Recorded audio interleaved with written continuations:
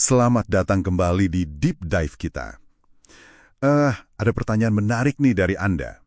Apakah nama Kabupaten Probolinggo itu disebut ya di Nagarakartagama, Kitab Jawa Kuno abad ke-14 itu? Nah, misi kita kali ini kita coba lacak jejak sejarah wilayah Probolinggo modern ini di zaman Majapahit, ya, berdasarkan sumber utama kita, Nagarakartagama. Tahun 1365 Masehi, sifatnya itu puja sastra.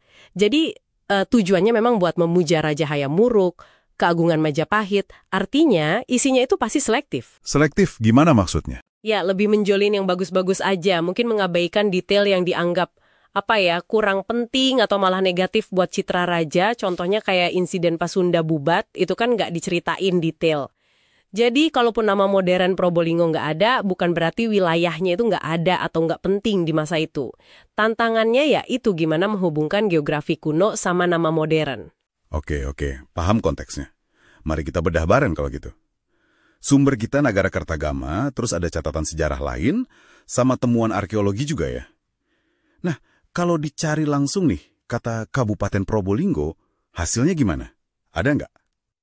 Hasilnya, nihil, tidak ditemukan. Tapi ini udah diduga lah ya. Iya sih, nama kabupaten kan baru ya. Disinilah mulai serunya.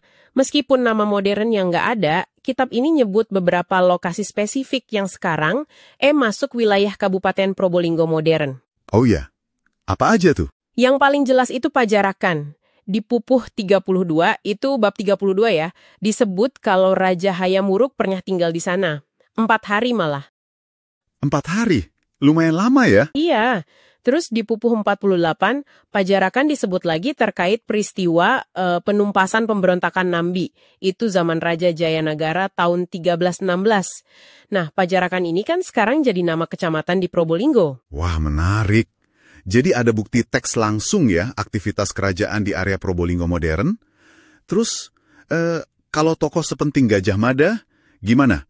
Ada jejaknya juga nggak di sana, menurut kitab ini? Ada, dan ini signifikan banget. Pupur 19 itu cerita soal Madakaripura. Disebut sebagai desa pertapaan Buddha yang indah banget, dan disebut juga sebagai tanah anugerah buat Gajah Mada. Hayam Wuruk juga diceritakan pernah ke sana. Tanah anugerah Gajah Mada? Di Probolinggo? Wah, jadi kebayang ya, air terjun itu dulunya tempat spesial buat Gajah Mada. Keren-keren. Nah, selain tempat-tempat tadi, kalau rute perjalanan Hayam Wuruk sendiri, gimana? Lewat Probolinggo nggak dia? Nagarakartagama lumayan detail soal ini. Pupuh 17-39 itu nyeritain perjalanan Hayam Wuruk ke Timur Jawa, khususnya ke Lumajang. Lumajang kan di tenggaranya Probolinggo ya? Betul, itu tahun 1359 M. Nah, rute dari pusat Majapahit ke Lumajang itu hampir pasti lewat atau setidaknya ya deket banget sama wilayah Probolinggo modern. Apalagi Pasuruan yang persis di sebelah baratnya Probolinggo itu disebut secara eksplisit sebagai salah satu titik singgah raja. Ada di Pupuh 35. Oh, oke. Jadi wilayah Probolinggo ini ada di jalur penting kerajaan ya? Iya, menandakan posisinya strategis. Nah, sebelum namanya jadi Probolinggo, wilayah ini dikenal sebagai apa dulu di zaman Majapahit? Ada nama kunonya nggak? Ada. Sumber sejarah termasuk Nagarakartagama juga nyebut nama yang lebih tua, Banger. Banger? Oke, jadi ada Pajarakan, Madakaripura, terus nama kunonya Banger. Nah, kalau bukti fisik di lapangan gimana? Ada nggak temuan arkeologi yang mendukung cerita ini? Oh, banyak dan sangat mendukung. Di Kabupaten Probolinggo modern ini, kita nemu peninggalan penting loh. Ada Candi Jabung di Paiton. Unik itu candinya, dari bata merah bentuknya silinder. Tercatat juga dikunjungi Hayam Wuruk tahun 1359. Candi Jabung? Iya pernah dengar. Terus ada Candi Kedaton. Ini lokasinya di lereng Gunung Argopulo, daerah Tiris. Candi ini pusat pertapaan Hindu Shiva, salah satu aliran utama Hindu waktu itu di era Majapahit akhir.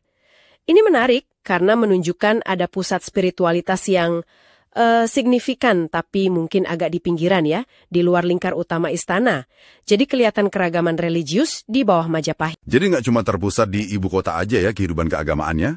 Betul, selain itu ada juga prasasti Batur dari zaman Hayam Wuruk, Terus ada prasasti Sapi Kerep yang mungkin lebih tua lagi dari era Singhasari. Semua ini bukti fisik yang kuat. Oke, jadi kalau kita simpulkan nih ya, meskipun nama Kabupaten Probolinggo itu jelas nggak ada di Nagara Kertagama, Iya, nggak ada. tapi bukti-bukti lain kuat banget.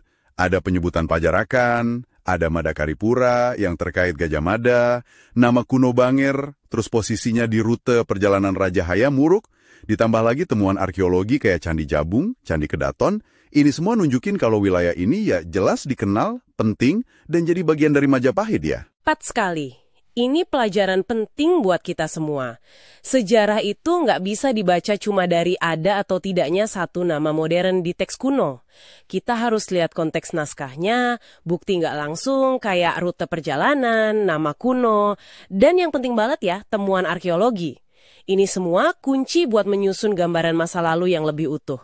Wilayah Probolinggo ini jelas bukan daerah kosong atau nggak dikenal sama sekali buat Majapahit. Nah, jadi apa artinya semua ini buat Anda, para pendengar?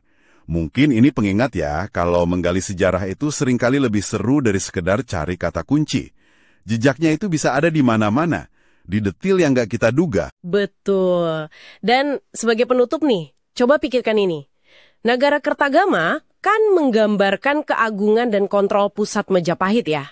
Sangat megah gitu.